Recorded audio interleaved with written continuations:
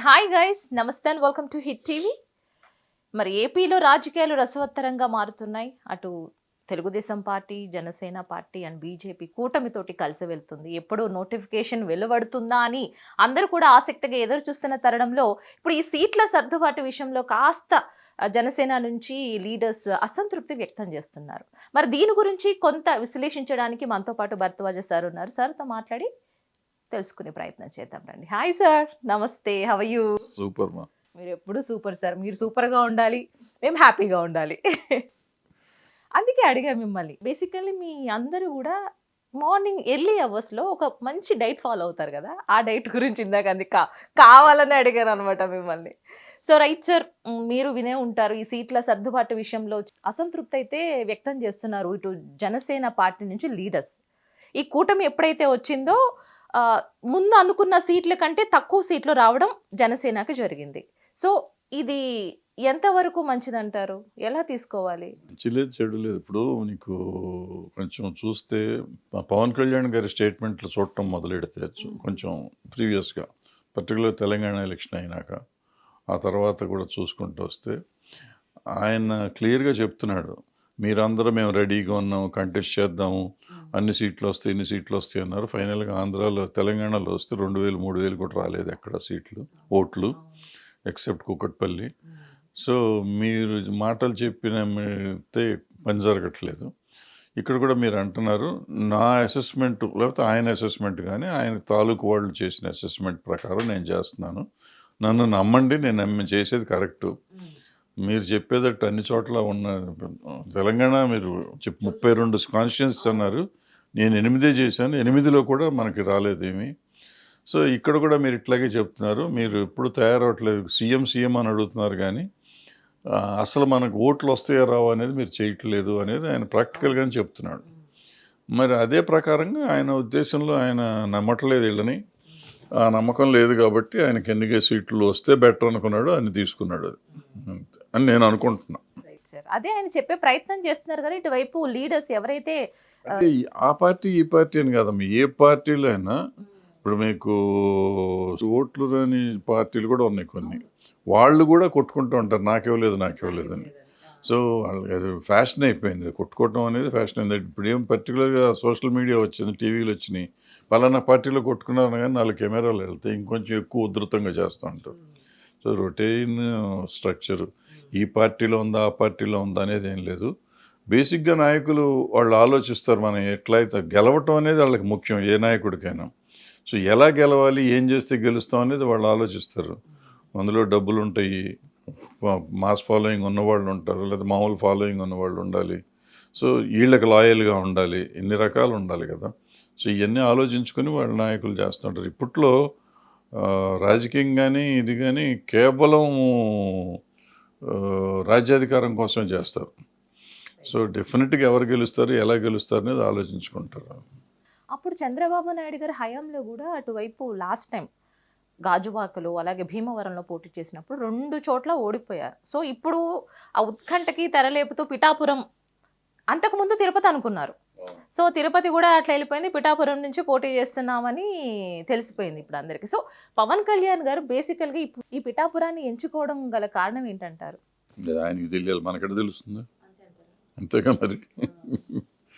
అంటే బేసిక్ ఆయన క్యాలిక్యులేషన్స్ ఎప్పుడు ఎట్లా ఉంటున్నాయి అంటే, ఆయన చెప్పిన దానికి ఒక రకంగా చెప్పాలంటే కాంట్రడిక్షన్. ఆయన is a mass actor, mass leader కూడా. అంటే యాక్టరే యాక్చువల్, లీడర్ కంటే యాక్టర్, పెద్ద యాక్టర్. సో ఆయన అందరి వాడు. సో అందరూ ఓటేస్తారు అని నమ్మటం అనేది చేయాలి నా ఉద్దేశంలో. బట్ ఆయన ఏం చేస్తున్నారంటే ఆ క్యాస్ట్ ఈక్వేషన్ చూసుకుంటాడు, కాపు ఓట్లు ఎక్కడ ఎక్కువ ఉన్నాయో చూసుకుని వెళ్తున్నారు. పిఠాపురంలో ఆ సామాజిక వర్గానికి కొంచెం ఓట్లు ఎక్కువ ఉన్నట్టున్నాయి, అందుకని అక్కడ ప్రిఫర్ చేశారు అనుకుంటా, అక్కడ ఈజీగా గెలుస్తానికి అవకాశం ఉంటుందని. అయితే అక్కడ ఏంటంటే గీత గారు, ఆవిడ కూడా మంచి పాపులర్ లీడరే, ఆవిడ కంటెస్ట్ చేస్తున్నారు. ఇప్పుడు ఏమవుతుందో చూడాలి. సో ఏమైందంటే సార్, 2 days బ్యాక్ ఎప్పుడైతే ఈ వార్త వచ్చిందో ఆర్జీవి గారి ట్విట్టర్లో ఒక ట్వీట్ చేశారు, అది చూసారా మీరు? మళ్ళీ నేను కూడా పిఠాపురం నుంచి కంటెస్ట్ చేస్తున్నాను అంటూ ఒక మూవీ గురించి ట్వీట్ చేశారనమాట. అది ఎలా అయిపోయిందంటే పవన్ కళ్యాణ్ మీద నేనే అక్కడికి వెళ్ళి నేనే పోటీ చేస్తున్నాను అన్నట్టు దాన్ని వైరల్ చేశారు. ఆయన ఏదో చేస్తూ ఉంటాడు. ఆయన చెప్పాడు కదా, నన్ను ఎప్పుడు సీరియస్గా తీసుకోవద్దు ఆయన మొదటే చెప్పాడు, ఎప్పుడో చెప్పాడు ఆయన. సో ఆయన చెప్పిన దాన్ని మనం సీరియస్గా తీసుకుని వైరల్ అవ్వాలని చెప్తాడు. Public talk sir. ఇప్పుడు వీళ్ళిద్దరు ఎవరు గెలుస్తారు? ఒక పక్కన ఆర్జీవి అంటున్నారు, ఒక పక్కన పవన్ కళ్యాణ్ గారు అంటున్నారు. ఊరికి అట్లా అంటూ ఉంటారు, మనకి టైం పాస్. ఇప్పుడు మనం ఇక్కడ ఆవిడెవరో శిరీష్ గారు ఒక ఆవిడ కంటెస్ట్ చేశారు, బరిలక్క శిరీష్. ఆవిడకి కూడా విపరీతంగా చేశారు జనం. అసలు చూస్తే ఎన్ని వస్తాయో అన్నారు. అప్పుడే నేను 10,000 వస్తే చాలా ఎక్కువ అన్నా, 5,000 దగ్గర ఆగిపోయింది ఆవిడకి. సో మనకి సోషల్ మీడియాలో మనం మాట్లాడుకునేది వేరు, ప్రాక్టికల్గా గ్రౌండ్ రియాలిటీ వేరు. సో సోషల్ మీడియాలో మనం ఆర్జీవి గారు వచ్చినా గెలుస్తుంది, ఆర్జీవి గారు నిజంగా కంటెస్ట్ చేస్తే 5,000 ఓట్లు వస్తాయి ఆవిడకి డౌటే నాకు. షాకింగ్ న్యూస్ సార్ అది. షాకింగ్ ఎందుకు అవుతుంది మనకి? షాకింగ్ ఎందుకంటే మనం సోషల్ మీడియాలో డిస్కషన్కి షాకింగ్, బట్ ప్రాక్టికల్గా హౌ ఈజ్ ఇట్ పాసిబుల్? ఆయనకి ఏమొస్తాయి? ఇప్పుడు నేను రోజు టీవీలో మాట్లాడుతున్నాను కాబట్టి నాకు ఏమైనా ఓట్లు వస్తాయి. నేను వెళ్తే ఎక్కడ ఏమి రాదు, 1000 ఓట్లు కూడా ఎవరు రాయరు. సో మనం ఇట్ షుడ్ బి ప్రాక్టికల్ దాన్ని. బట్ సోషల్ మీడియాలో భరద్వాజ్ కంటెస్ట్ చేస్తున్నాడు, మాట్లాడేస్తూ ఉంటారు, తిట్టేవాళ్ళు తిడతారు, ఆహా అద్భుతం అనేవాళ్ళు అంటారు, ఈ రకరకాలుగా ఉంటాయి. ఇది ఎంత కొంచెం టైంపాస్ టాకింగ్ తప్ప ఇట్స్ నాట్ ఎక్కడైనా సరే, అటు మూవీలో కానీ ఇటు రాజకీయాల్లో కానీ నా పేరు చెప్పుకోవాలి. ఆయన హీస్ నాట్ సీరియస్. ఆయన హీ సెడ్ ఆయన క్లియర్గా ఉన్నాడు. ఇప్పుడు ఆర్జీవి గారు చాలా క్లియర్గా చెప్పాడు. ఆయన ఇప్పుడు కదా 4-5 ఇయర్స్ ఆయన చెప్పి, నేను నా సొంతం కోసం నేను చేసుకుంటాను, నేను సరదాగా చేస్తాను, I'm not serious about anything, నా లైఫ్ వరకు నేను సీరియస్ అంతే తప్ప ఐఎమ్ నాట్ సీరియస్ అబౌట్ ఈ సొసైటీకి సిటీ ఇవన్నీ లేవు అని చెప్పాడు ఆయన. చెప్పినాక మనం ఆయన్ని సీరియస్గా తీసుకుని ఆయన గురించి మనం మాట్లాడుకుంటుంటే అది మన తప్పు, అది ఆయన తప్పు కాదు కదా. క్లియర్గా నాకు సంబంధం లేదని చెప్పినాక ఎందుకు ఆయన గురించి ఎక్కువ మనం మాట్లాడుతున్నాం? అంతే అంటారు. అంతేగా. సో అసలు ఆంధ్రాలో ఒక పక్క వైఎస్ఆర్సీపీ లేదంటే తెలుగుదేశం పార్టీ, ఈ బీజేపీ ఊసే లేదు సార్. సో ఎప్పుడైతే ఈ కూటమి అనేది వచ్చిందో వీళ్ళకి ఎక్కువ సీట్ల సర్దుబాటు జరగడంతో ఇటు పక్కన ఎవరైతే సీఎం క్యాండిడేట్ లిస్టులో ఉన్న పవన్ కళ్యాణ్ గారు కానివ్వండి, అటు చంద్రబాబు గారు కానివ్వండి, వాళ్ళకి ఏమన్నా వ్యత్యాసం వచ్చే ఆలోచనలు ఏమైనా ఉంటే అటు పక్కన జన సైనికుల్లో కూడా అసలు ఏముండదు. ఫస్ట్ పాయింట్, సీఎం అభ్యర్థి చంద్రబాబు నాయుడు గారు క్లియర్. అది ఇంకోటి పవన్ కళ్యాణ్ గారు లేరు, సీఎంకి రేస్లో లేరు అసలు. ఫస్ట్ అది ఆయన చెప్పారు, ఈయన చెప్పారు, ఫస్ట్ పాయింట్. సెకండ్ పాయింట్ ఏంటంటే పవన్ కళ్యాణ్ గారే wanted BJP to be inside. So ఆయన వెల్డింగ్ ఆయన చేశారు, బీజేపీకి తెలుగుదేశానికి వెల్డింగ్ చేసింది ఆయనే. సో ఆయన ఇంకా బాధపడటం ఇంకోటి పడటం అనేది అవసరం లేదు, ఎందుకంటే ఆయనే కావాలనుకున్నారు. సో న్యాచురల్గా అందుకే ఆయన 2 సీట్లు కూడా తగ్గించుకున్నారు. 24 ఉంటే 21కి చేసుకుని 3 సీట్లు ఇచ్చేశారు.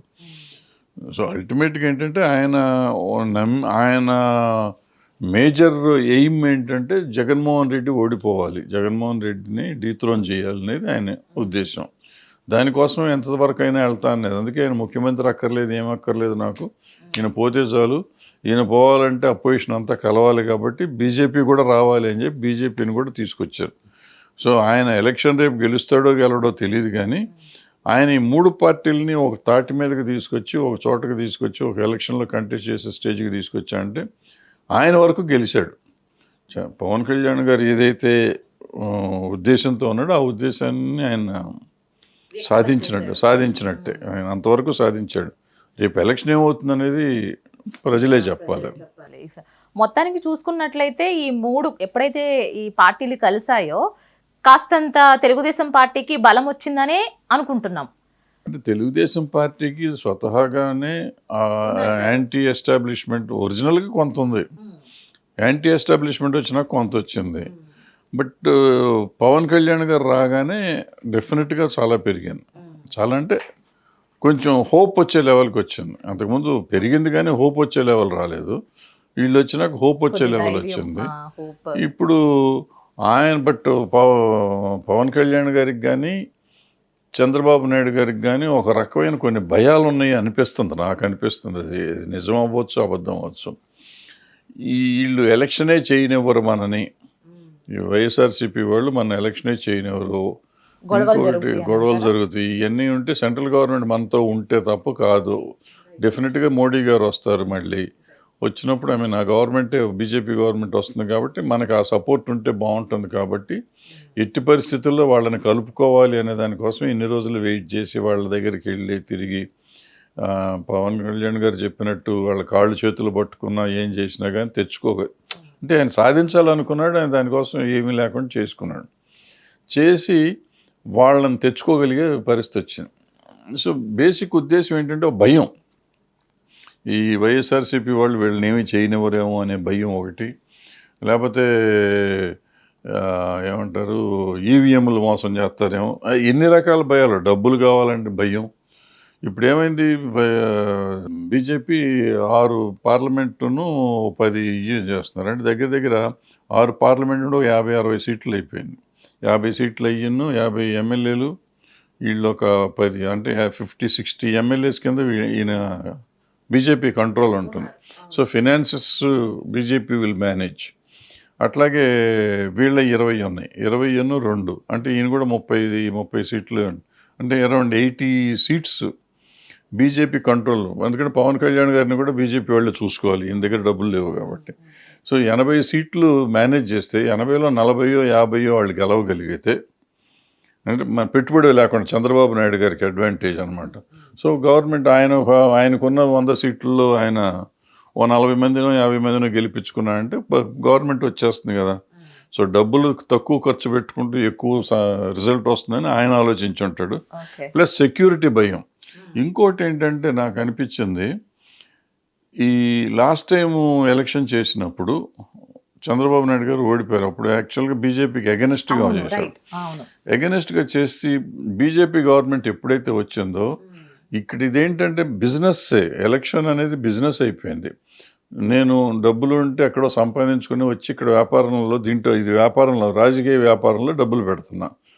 పెట్టేది ఎందుకు, మళ్ళీ సంపాదించుకోవాలనో లేకపోతే నా ఉన్న వ్యాపారాన్ని పెంచుకోవాలనో చేస్తున్నాను.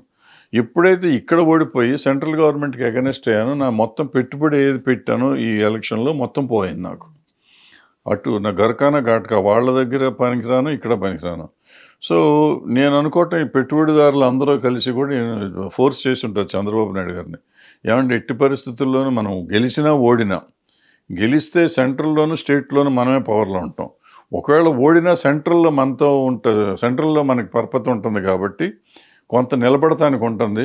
మా పెట్టుబడులకు నష్టాలు రావు కాబట్టి మా పెట్టుబడులను కాపాడాలంటే సెంట్రల్ గవర్నమెంట్తో మీరు ఎట్టి పరిస్థితుల్లో బీజేపీతో కలవాలి, ఎందుకంటే 100% బీజేపీ గవర్నమెంట్ వస్తాను అని ఫోర్స్ చేసి ఉంటారు అనుకుంటున్నా. అయ్యుండొచ్చు, ఒక ఆలోచన ఇది రైటా రాంగా, దీనికోసం జరిగింది అనేది నాకు తెలియదు, కానీ నాకు వచ్చిన ఆలోచన ఇది. 2014లో ఇద్దరు కూటమిలో ఉన్నప్పుడు అప్పుడు గెలుచున్నారు, కానీ తర్వాత మీరు అన్నప్పుడు వాళ్ళ సపోర్ట్ లేక ఓడిపోయారు. మళ్ళీ ఇప్పుడు మళ్ళీ 2024 మళ్ళీ ఉంటున్నారు కాబట్టి. ఓడిపోవటం కాదు, వాళ్ళ సపోర్ట్తో ఓడిపోవటం కాదు, వీళ్ళే ఓడిపోయారు, వీళ్ళకి పవర్ లేదు అంతే. వాళ్ళకి ఎంత వచ్చింది, 1%. 1% కలిసినా గెలిచేవారు కాదు కదా, వాళ్ళకేమీ రాలేదు అప్పుడు.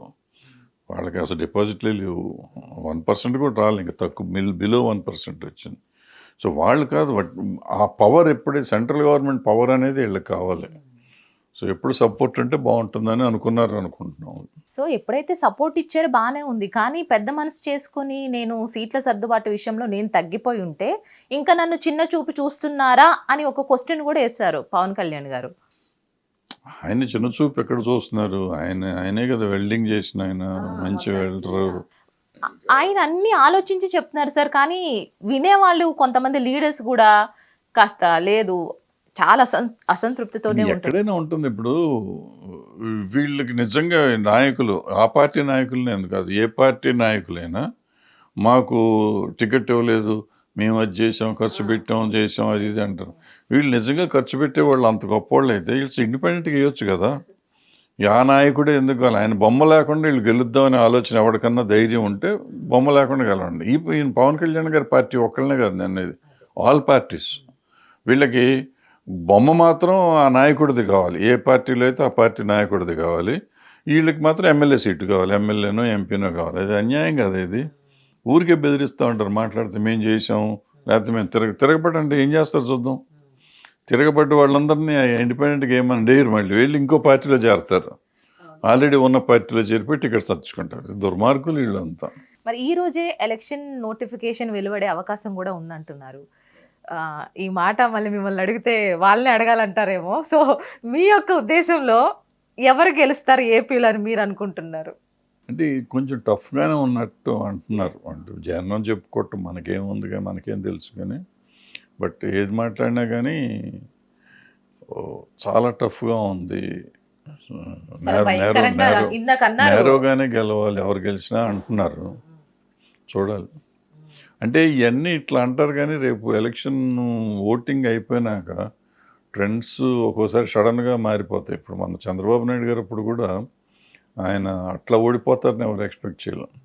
ఆయన 60-70 అన్నా వస్తాయి అనుకున్నారు. వాళ్ళు తెలుగు వైఎస్ఆర్సీపీ వస్తే 100 మ్యాక్సిమం వస్తాయేమో అనుకున్నారు. అటువంటిది 20 దగ్గర ఆగిపోయాను, 23 దగ్గర ఆగిపోయాను. సో ఇప్పుడు కూడా విచిత్రాలు జరిగినా జరగచ్చు, లేదంటే అంతే అంటారు. సో వైఎస్ జగన్ గారు కూడా మొత్తానికి సీట్ల సర్దుబాటు విషయంలో కూడా ఆయన కూడా కొలిక్కి వచ్చినట్టుంది. 175 ఎమ్మెల్యే స్థానాల్లో కొంతమంది పేర్లు, రోజా అవనివ్వండి, వల్లభనేని అవ్వండి, అంబటి ముఖ్యంగా, వీళ్ళు ఉండే అవకాశం ఉంటుందంటారా ఆ లిస్ట్లో? తెలీదు. అంటే ఇప్పుడు ఎట్లా ఉంటుందంటే నా ఉద్దేశంలో అయితే ఆయనను పూర్తిగా సపోర్ట్ చేసే వాళ్ళని నమ్ముకున్న వాళ్ళకి ఇవ్వకపోతే, ఆళ్ళ రామకృష్ణారెడ్డికే ఇవ్వలేదంటే వీళ్ళకి కూడా ఇవ్వకపోయినా ఆశ్చర్యపోను నేను. బట్ జనరల్గా పోగొట్టుకోరు అనుకుంటున్నా. ఎందుకంటే ఒకసారి ఆళ్ళ రామకృష్ణారెడ్డే కాదు, ఇతన్ని స్ట్రాంగ్గా సపోర్ట్ చేసే వాళ్ళని మనం సపోర్ట్ చేయకపోతే రాజకీయాల్లో పర్టికులర్గా చాలా ఇబ్బంది ఉంటుంది. సో వాళ్ళని లేకపోతే బుజ్జగించడం అన్నా బుజ్జగించు, ఒకవేళ ఇవ్వకపోతే వాళ్ళని ఎట్లా సరి చేసుకుని ఏం చేయాలి ఏంటి అనేది చూసుకోవాలి. ఏం చేస్తారో చూద్దాం, అది మనకు ఐడియా లేదు. అంటే వీళ్ళందరూ పిల్లర్స్ అనమాట. జగన్ గారి దగ్గరికి రాకుండానే మేము అడ్డుకుంటామని ఒక పిల్లర్స్. నెక్స్ట్ టైం వాళ్ళ లిస్ట్లో వాళ్ళు లేకపోతే అసలు చాలా.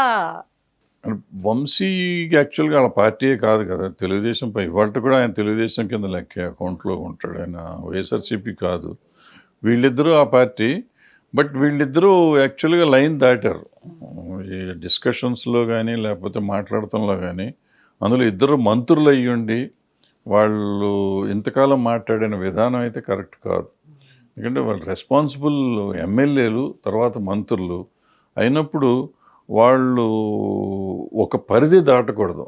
క్రిటిసైజ్ చేయాలి, ఆ పొజిషన్ ఎప్పుడు తిప్పికొట్టాల్సిన బాధ్యత వాళ్ళకు ఉంది. కానీ పరిధి దాటి పర్సనల్గా వెళ్ళటం, ఇంకా ఏదైనా మాట్లాడటం అనేది కరెక్ట్ కాదు. వాళ్ళ ఏ పార్టీ అయినా కానీ. సో వీళ్ళిద్దరు మంత్రులు కాబట్టి మనం ఎక్కువ చెప్తున్నాం. ఈవెన్ తెలుగుదేశం వాళ్ళు కూడా అట్లాగే చేశారు. వాళ్ళు మంత్రులుగా ఉన్నప్పుడు వాళ్ళు అట్లాగే చేశారు. వాళ్ళు పార్టీ పవర్లో ఉన్నప్పుడు వాళ్ళు అంతకంటే దరిద్రంగా మాట్లాడారు. ఈవెన్ ఇప్పుడు కూడా వాళ్ళ స్పోక్స్ పర్సన్ అని చెప్పేవాళ్ళు కొంతమంది, అందరూ కాదు, అట్లా ఇప్పటికీ మాట్లాడుతుంటారు. ఏ పార్టీ వాళ్ళైనా ఇట్లా పర్సనల్గా వెళ్ళటం కానీ లేదంటే ఇంకో రకంగా మాట్లాడటం కానీ కరెక్ట్ కాదు.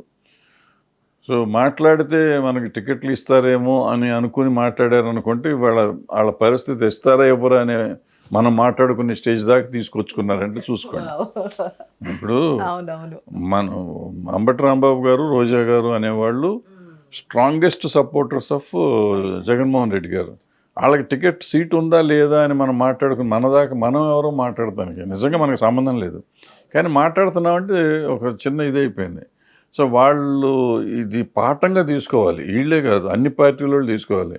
మనం నాయకుడిని మెప్పిస్తాం కోసం మన ఇష్టం వచ్చినట్టు ఎదుటి వాళ్ళని కించపరుస్తూ మాట్లాడినంత లోపల మనకి టికెట్ వస్తుందని నమ్మటం కాదు. మనం సమాజానికి పనికొస్తాం కోసం మనం ఎమ్మెల్యేలు అయ్యి ఉంటాం. మీరు సంపాదించుకుంటే దాని గురించి వీఆర్ లీస్ట్ బాదర్డ్. బట్ నువ్వు సమాజానికి ఆదర్శప్రాయంగా ఉండాలి. మిగతా విషయాల్లో నువ్వు ఆదర్శప్రాయంగా లేని వాళ్ళని నాళ్ళ నాయకులే తృణీకరించే పరిస్థితి, ఒక రకంగా చెప్పాలంటే ఇప్పుడు మనం మాట్లాడుకునే పరిస్థితి వచ్చిందంటే ఆ పరిస్థితి తెచ్చుకోకూడదు అనేది అర్థం చేసుకోవాలి. సూపర్, బాగా చెప్పారు. సో ఎందుకంటే లీడర్స్ ఇన్స్పైర్స్ యంగ్ జనరేషన్ అంటారు. చాలా ఇన్స్పైర్ చేయాలి. అంటే వాళ్ళు మోడల్ అవ్వాలి. ఇప్పుడు ఎట్లాగో డబ్బు సంపాదిస్తున్నారు, ఎట్లాగో మోసం చేస్తున్నారు, చీట్ చేస్తున్నారు అందరూ. వీళ్ళు మంచోళ్ళు, వాళ్ళు మంచోళ్ళు కాదు, వీళ్ళు లంచం తీసుకున్నారు, ఇంకోళ్ళు తీసుకోవట్లేదు అనేది కాదు. ఆటోమేటిక్గా వాళ్ళ చరిత్రలు చూసుకుంటే ఏ పార్టీ వాళ్ళనైనా చూసుకుంటే ఇవాళ వాళ్ళు ఉండే ఫైనాన్షియల్ కండిషను, వాళ్ళ ప్రీవియస్ ఫైనాన్షియల్ కండిషన్తో కంపేర్ చేస్తే ఎక్కడి నుంచి వచ్చిందని లెక్కలేసుకొని ప్రతి ఇంటికి ఈడీ వెళ్ళొచ్చు వాళ్ళున్న పరిస్థితుల్లో. ఈడీ వాళ్ళు మన మీద కేసు పెట్టారు అనగానే మనం అబ్బో ఎట్ట పెడతారండి రాజకీయం అంటారు. నీ ఫైనాన్షియల్ కండిషన్ చూసి ఏ ఈడీ అయినా పెట్టచ్చు. ఇప్పుడు మనం ఎందుకు పెరగట్లేదు మరి? మనం ఇట్లాగే ఉంటున్నాం. మనం ఎందుకు ఇక్కడ నువ్వు యాంకరింగ్, నేను ఇక్కడ కూర్చొని మాట్లాడుకోవటం ఎందుకు చేసుకుంటున్నాం? మనకెందుకు ఓవర్ నైట్లో రావట్లేదు? ఈ ఎమ్మెల్యేలకో మంత్రులకు ఎందుకు డబ్బులు వచ్చేస్తున్నాయి? సామాన్య మానవుడికి మిగిలిన వాళ్ళకి ఎందుకు రావట్లేదు? ఏం లెక్కలేసుకొని చాలా మాట్లాడుకోవచ్చు మనం. అయితే ఒక రెస్పాన్సిబిలిటీ ఉండాలి సమాజానికి, కొంచెం రెస్పాన్సిబిలిటీ. మిగతా పనులు తప్పుడు పనులు చేసినా మంచి పనులు చేసినా ఒక రెస్పాన్సిబిలిటీతో కొంత చేయాలి. అది పర్టికులర్గా ఎలక్టెడ్ మెంబర్స్ చేయాలి. వీళ్ళు చెయ్యకపోతే మనకు చాలా ఇబ్బంది అవుతుంది. అది దీన్ని చూసుకుని ఇటువంటి పిచ్చి పనులు చేస్తే వస్తుంది అనుకొని చేసేవాళ్ళు మాత్రం జాగ్రత్తగా ఉండాల్సింది అవసరం. Right sir. సో ఒక పక్కన సునీత గారు అండ్ షర్మిల గారిని చూసుకున్నట్లయితే వాళ్ళిద్దరు అనే మాటలు ఎలా ఉన్నాయంటే, సొంత ఇంటికే న్యాయం చేయలేని ఒక అతను ఇప్పుడు రాష్ట్రానికి ఏం చేస్తాడు అంటే, ఇప్పుడు అంతా అయిపోయిన తర్వాత ఈ బయటకు వస్తున్నాయి అనుకోండి, సో ఏం చేస్తాడు? సో మా అన్నని మేమే నమ్మము, మీరు కూడా నమ్మొద్దు, ఆయన మీద మేము పోటీ చెయ్యొచ్చేమో, మరి ఎక్కడి నుంచి పోటీ చేస్తారో తెలియదు. సునీత గారు కానివ్వండి, షర్మిల గారు కానివ్వండి, పోటీ చేయడం అయితే పక్కా. సో ఒకవేళ పోటీ చేస్తే ఎక్కడి నుంచి ఉంటుంది అంటారు? అసలు ఎలా ఉంటుంది అంటారు?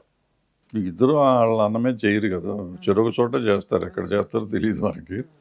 ఏం చేస్తారో చూద్దాం, చేసినప్పుడు చూద్దాం. ఇప్పటి నుంచి ఎందుకు డిస్కషను అంటే, ఇప్పుడు అన్న ఇప్పుడు రాజకీయంలోకి వచ్చినాక బ్లడ్ రిలేషన్షిప్ని గురించి అసలు ఏమి ఉండదు, అది పెద్ద ఇష్యూ కాదు.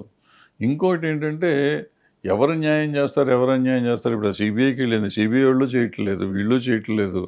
అరెస్ట్ చేసిన వాళ్ళనేమో వదిలేసేదాకా వీళ్ళు పోటీ పడారు. ఏంటి అసలు ఈ ప్రాబ్లం ఏంటి అనేది ఎవరో చెప్పట్లా, పూర్తిగా చెప్పట్లా. ఆవిడే సునీత గారే అంతకుముందు చంద్రబాబు నాయుడు గారు వాళ్ళు మాట్లాడకూడదని ఏదో చెప్పింది ఆవిడ. ఒక నిమిషం వాళ్ళ అన్నను సపోర్ట్ మా ఫ్యామిలీ మ్యాటర్ అన్నట్టు మాట్లాడారు. తర్వాత మా ఫ్యామిలీ వాళ్ళే మోసం చేశారు అంటున్నారు. ఏది ఏంటి ఇప్పుడు? అరెస్ట్ అయిన వాళ్ళని ఎందుకు వదిలిపెట్టి వీళ్ళంతా బెయిల్లో ఎందుకు తిరుగుతున్నారు? వీళ్ళు కొట్టుకుంటే పెట్టపోరు పిల్లి తీర్చింది అన్నట్టు వాళ్ళు బెయిల్లో తిరుగుతున్నారు, హ్యాపీగా బయట తిరుగుతున్నారు వాళ్ళందరూ. వాళ్ళు మర్డర్ చేసిన వాళ్ళు, మర్డర్ చేయించిన వాళ్ళని పట్టుకుంటాం కోసం ఇదంతా అన్నారు. ఎన్ని సంవత్సరాలు ఇటు తిరుగుతామంటే అల్టిమేట్గా అందరినీ అయిపోతారు, మర్చిపోతాం అందరం. సో మళ్ళీ మనలాంటి వాళ్ళు మళ్ళీ మీరు అన్నట్టు మనకు దాని గురించి కూర్చొని మనం కూర్చొని చర్చించుకోవటం తప్ప వాళ్ళు బాగుంటారు. ఏమో రేపు పొద్దున ఈ ఎలక్షన్ అయిపోయినాక మళ్ళీ వాళ్ళంతా కలుస్తారేమో, అది కూడా జరగవచ్చు.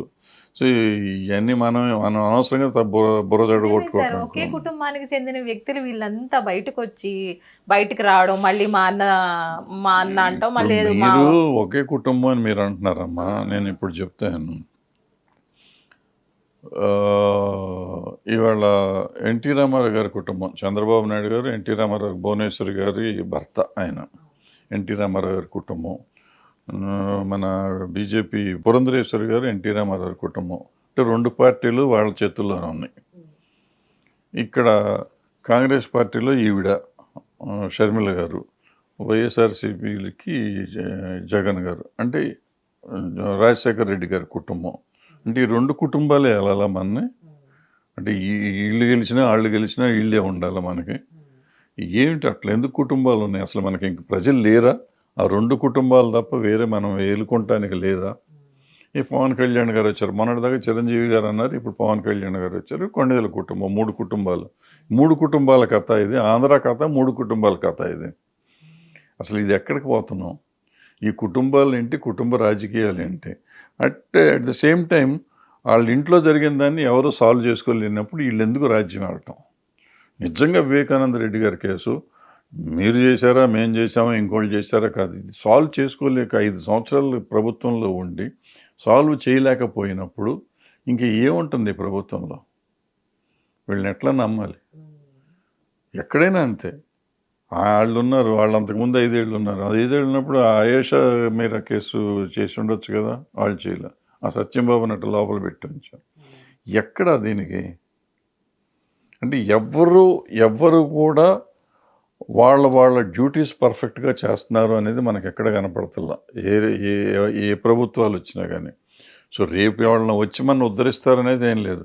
ఇంకోటి, సరే వీళ్ళందరినీ మనం క్రిటిసైజ్ చేయటం మనకు అనవసరం, మనకు అవసరం లేని విషయం. మీకు ఒక 25 ఏళ్ళు వచ్చినాయా? కొంచెం పైన అంటే మీరు ఒక అట్లీస్ట్ 3 ఎలక్షన్లు చూసి మీకు ఊహ వచ్చినాక 3, 4 ఎలక్షన్లు చూసి ఉంటారు. ఊహ వచ్చినాక. వచ్చి ఎలక్షన్లు చూసి నేను దగ్గర దగ్గర 10 ఎలక్షన్లు చూసి ఉంటాను. ఇన్ని ఎలక్షన్స్‌లో ఎంతోమంది ముఖ్యమంత్రులు వచ్చారు. ఎంతోమంది ప్రధానమంత్రులు వచ్చారు. మన లైఫ్ మా నాన్నగారు ఉన్నప్పుడు నాకు ఆయన దగ్గర ఒక కారు ఉండేది. మాకు ఒక ఇల్లు ఉండేది. ఇవాల్టికి ఒక కారు, ఒక ఇల్లే అట్ట మెయింటైన్ అవుతున్నాం. అంతగానే కష్టాలు, నష్టాలు ఎప్పుడు పడతానే ఉంటున్నాం. అప్పులు అన్నీ మామూలుగా ఉంటాయి. అట్లాగే మీరు కూడా మీ అమ్మా నాన్న ఉంటే మీరు అంతే చేసి ఉంటారు. మీకు అంతే ఉంది. మన లైఫ్‌లో ఏమన్నా తేడా వచ్చిందా? ఏ ప్రభుత్వం వచ్చినా. ఇవాళ ఇందాకే చూసా. 140 కోట్ల మందికి పర్సనల్‌గా మోడీ గారి నుంచి మెసేజ్ వచ్చింది. సెంట్రల్ గవర్నమెంట్ నుంచి అందరికీ వాట్సాప్ మెసేజ్‌లు వచ్చినాయి. 140 కోట్లకి ప్రతి వాళ్ళకి బెనిఫిట్ ఏదో జరిగిందని. అది ఏం బెనిఫిట్ నాకైతే రాలే అన్న. మీకేమన్నా వచ్చినాయా డబ్బులు? రూపాయి, అర్ధ రూపాయి, పావలా అట్లీస్ట్ 5 పైసలు కూడా రావు. మరి ఏం బెనిఫిట్ వచ్చిందనేది మనకు తెలియదు. So, as a common man కొంతమందికి రాయితీలు వచ్చిన వాళ్ళ సంగతి నేను వదిలేయండి. అదర్ దెన్ దెమ్ ఎవరికి ఏమీ ఉండదు. మామూలు ప్రభుత్వాలు రన్ అవుతూ ఉంటాయి. మనకేదో ఉద్యోగాలు వస్తే పని చేసుకుంటాం, ట్యాక్సులు కడతాం, ఏదో చేస్తాం, నడిపిస్తూ ఉంటాం. తప్ప ఈ ప్రభుత్వం వస్తే మనకేమొస్తుంది, ఈ ప్రభుత్వం వస్తే మనకేమొస్తుంది అనేది ఏం లేదు. డౌన్ ట్రాడన్ వరకు మాత్రం కొంతవరకు ఏదో బెనిఫిట్ స్కీమ్స్ ఏవి చేస్తూ ఉంటారు. వాళ్ళకి బెనిఫిట్ అవ్వచ్చు. బట్ మిగతా జనానికి ఎవరేం చేస్తున్నారు? ఏమి చేయరు నాకు తెలిసి. ఏమి తేడాలు కూడా రావు. సో వీళ్ళని గురించి మనం ఆలోచించుకుని వీళ్ళు వస్తారా, వాళ్ళు వస్తారా, వాళ్ళు వస్తే మనకేం వస్తుంది, ఎవరు వచ్చినా ఏమీ రాదు. మన బతుకు మనం బతకాల్సిందే. మనం ఎక్కడ ఉంటే అక్కడ బతకాలి. ఏది ఉంటే అది చేసుకుని బతకాలి. ఇవాళ మనకి ఇది ఉండొచ్చు, ఇది లేకపోతే పాన్ డబ్బా పెట్టుకోవచ్చు, లేకపోతే ఇంకోటి ఏదైనా మనకు వచ్చిన పని చేసుకుని బతకటం తప్ప వేరే ఏం చేయలేం. No government will do anything for anybody, any citizen rather. So మనకు ఊరికి మెసేజ్లు వస్తుంటాయి, మేము చేసేసాం అంటారు. ఏం చేశారు? ఏం చేశారంటే ఏం ఉండదు. వాళ్ళు ఏదో అనుకుంటారు. వాళ్ళ పేపర్ మీద స్కీములు ఉంటాయి. వాళ్ళు ఐఏఎస్లు, ఐపీఎస్లు వాళ్ళు ఏదో చెప్తారు, మేము చేసేసామంటారు. అందరికీ అందిందంటారు. ఎవరికి అందిందో ఎవరికి పోయిందో మనకు తెలియదు. సో అందుకని మనం ఎక్కువగా టెన్షన్ పడి వీళ్ళు వస్తారు, వాళ్ళు వస్తారు, ఎవరు వచ్చినా మనం ఉద్ధరించరు. మన బతుకు మనమే బతకాలి. సూపర్గా చెప్పారు సార్. అదే జరుగుతుంది. కానీ చెప్పుకోవడం నేను ఆ పార్టీ, ఈ పార్టీ అని చెప్పుకోవడం, అంతకు మించి ఏమీ లేదు. చెప్పి మనం ఏమవుతుంది, హ్యూమన్ రిలేషన్షిప్స్ పోతున్నాయి. ఇప్పుడు ఇంతకుముందు మనం అందరం ఎంత ప్రేమగా ఉండేవారు ఊళ్ళల్లో. ఒక్క ఇంటికి ఎంతో మర్యాదగా ఉండేది, ఎంత ప్రేమగా ఉండేది. ఇవాళ కళ్ళలో పెట్టి కళ్ళు చూసే పరిస్థితి లేదు. ఒకళ్ళనొకళ్ళు హేట్రెడ్, అసహ్యందాకా అనుకున్నామే ఆ ఎమ్మెల్యేలు టీవీల్లో మాట్లాడతాం లాంటిది. ఈ ఓ దరిద్రమైన అట్మాస్ఫియర్ క్రియేట్ అవుతుంది రోజు రోజుకి. నిజంగా మనకు కావాల్సిన మార్పు అయితే ఎట్టకు రావట్లేదు. ఉన్నవాళ్ళం అట్లీస్ట్ మనం మనుషులుగా బతుకుతానికన్నా ప్రయత్నం చేస్తూ ఉంటే బాగుంటుంది. ఆ మానవత్వం ఉంటుంది. అట్లీస్ట్ మన రిలేషన్షిప్ కనపడ్డ వాళ్ళతో ప్రేమగా నవ్వుతూ మాట్లాడుకునే పరిస్థితి ఉంటుంది. ఇవాళ నేను వైఎస్ఆర్సీపీ, మీరు తెలుగుదేశం అయితే మన ఇద్దరం మాట్లాడుకోం. మేము చాలా అసహ్యంగా ముఖాలు పెట్టుకుని చూస్తూ ఉంటాం. ఎందుకు? మనకేంటి, వాళ్ళు ఏమన్నా అన్నం పెడతారా? ఆ నాయకులు మన ఏం చేయరాళ్ళు. మరి రేపు మంత్రులు అయితే లోపలికి కూడా రానివారు, గేటు దగ్గరకు కూడా రానివారు ఎవరు. నేను మా పార్టీ వాళ్ళేను, మీ పార్టీ వాళ్ళేను. ఎందుకు మనకి గొడవ ఎందుకు? ఏదో మన బతుకు మనం బతికి మనకి ఇష్టం వచ్చిన వాళ్ళకి ఓటు వేసుకోవచ్చు. దాని గురించి బయటికి చెప్పను కూడా అక్కర్లేదు. ఊరికి దాని గురించి మాట్లాడుకొని, చర్చించుకొని, కొట్లాడుకొని ఇవన్నీ చేసుకోవటం వేస్ట్. సో మీరు అన్నట్టు ఏ రాజకీయ నాయకుడైనా అదొక బిజినెస్ అన్నారు చూసారా? ఆ బిజినెస్ మైండ్తోనే రాజకీయాల్లోకి వస్తా అంటున్నారు. కానీ ఇక్కడ ప్రజలు ఈసారి ఏమో పవన్ మాకేదో చేస్తాడు, కాలజ్ఞానంలో రాసినట్టు పవనుడు ఏలుతాడన్నట్టు, ఏమో మాకు ఏదో చేస్తాడు అనే చాలా పాజిటివ్ వైబ్స్తో ఉన్నారు ఆంధ్రాలో ప్రజలు సార్. అందులో చంద్రబాబు నాయుడు గారి సీనియారిటీ అందరూ కలుపుకొని మాకేదో జరగబోతుంది ఫ్యూచర్లో అని చాలా నమ్మకంతో ఉన్నారు. సో ఇప్పుడు నా క్వశ్చన్ ఏంటంటే, రేపు జరగబోయే ఎన్నికల ఫలితాల్లో డబ్బు గెలుస్తుందా, సేవ గెలుస్తుందా అంటే ఏం చెప్తారు? డబ్బే గెలుస్తుంది. ఎందుకంటే ఇద్దరు డబ్బు పెడతారు. డబ్బు పెట్టని వాళ్ళు ఉండరు, వీళ్ళు పెడతారు. ఇప్పుడు మీరు తెలుగుదేశం వాళ్ళకి అనౌన్స్ చేసిన క్యాండిడేట్లు చూడండి. దాంట్లో 20-30 మంది ఎన్ఆర్ఐలు ఉన్నారు. వాళ్ళు ఎన్ని వందల కోట్లైనా పెట్టగలిగిన వాళ్ళు. ఎందుకు ఇస్తారు వాళ్ళకి? నేను ఇందాక చెప్పినట్టు బయట వాళ్ళకి ఎందుకు రావాలి? ఇక్కడ లోకల్గా ఆ ఊళ్ళో మన పార్టీ వాళ్ళు ఉండరా? ప్రతి ఊళ్ళోనూ తెలుగుదేశం అందులో స్ట్రాంగ్ 45 ఏళ్ల పార్టీ అది. వాళ్ళ క్యాండిడేట్లు లేకపోవటం అనేది ఉండదు. వాళ్ళు బయట నుంచి ఎందుకు తెచ్చుకుంటున్నారు? డబ్బు ఖర్చు పెట్టేవాళ్ళు కావాలనే వాళ్ళని తెచ్చుకుంటున్నారు, పెట్టుబడి పెట్టేవాళ్ళు కావాలనుకుంటున్నారు. అట్లాగే ఇండస్ట్రియలిస్టులు కొంతమంది ఉన్నారు, వాళ్ళని తెచ్చుకుంటున్నారు. అంటే ఎక్కడైనా డబ్బే కావాలి. సో వైఎస్ఆర్సీపీ ఆటోమేటిక్గా వాళ్ళ డబ్బులు వాళ్ళు పెడతా ఉంటారు. సో పవన్ కళ్యాణ్ గారు ప్రాబ్లీ వాళ్ళ పార్టీలో డబ్బులు లేకపోతే వాళ్ళకు కూడా బీజేపీ వాళ్ళ సపోర్టో లేదా చంద్రబాబు నాయుడు గారి సపోర్టో ఏదో ఉంటుంది. సో ఎవరైనా డబ్బు పెట్టుకొని డబ్బే గెలుస్తుంది, అది ఎవరి పార్టీ అయినా. ఈ పార్టీ గెలిస్తే ఫ్రీగా గెలిచిందని మీరు అపోహపడద్దు. ఏ పార్టీ అయినా ఈవెన్ మీరు పవన్ కళ్యాణ్ గారే స్టేట్మెంట్ ఇచ్చారు, మీరు చూసుకోండి. ఆయన మొన్న స్టేట్మెంట్ ఇచ్చారు, నేను డబ్బు లేకుండా జీరో రాజకీయం చేద్దాం అనుకున్నాను, కుదరట్లేదు, నా డబ్బులు కలిసి మనం పెట్టుబడి పెట్టాలి, అందుకే నేను తగ్గానని కూడా చెప్పారు ఆయన. సో వాళ్ళ స్టేట్మెంట్, మన స్టేట్మెంట్ కాదు. సో మీరు అడిగిన ప్రశ్న డబ్బే గెలుస్తుంది. అది ఎవరు గెలిచినా డబ్బే గెలిచినట్టు. వావ్! కానీ కొన్ని మర్చిపోయిని అంటే మీరన్నట్టు విలువలు, బంధాలు, బంధుత్వాలు అవన్నీ కాపాడుకొని ఇంకా ఎట్లాగో ఈ ప్రభుత్వాలు వస్తూ ఉంటాయి, పోతూ ఉంటాయి, అవన్నీ పక్కన పెట్టి మనం equal, we need to be equal అన్నట్టు చాలా బాగా చెప్పారు sir. So sir, thank you for your valuable time and valuable words for today. Thank you so much. So guys, మరో ఎపిసోడ్తో మళ్ళీ కలుసుకునే ప్రయత్నం చేద్దాం. చూస్తూనే ఉండండి మీ హిట్ టీవీ. సమస్య లేని ఇల్లు ఉండదు, పరిష్కారం లేని సమస్య ఉండదు. బంధాలు గొప్పవి, బాధలు చిన్నవి. మీ సమస్యని మేము పరిష్కరిస్తాం. రండి, మాట్లాడుకుందాం.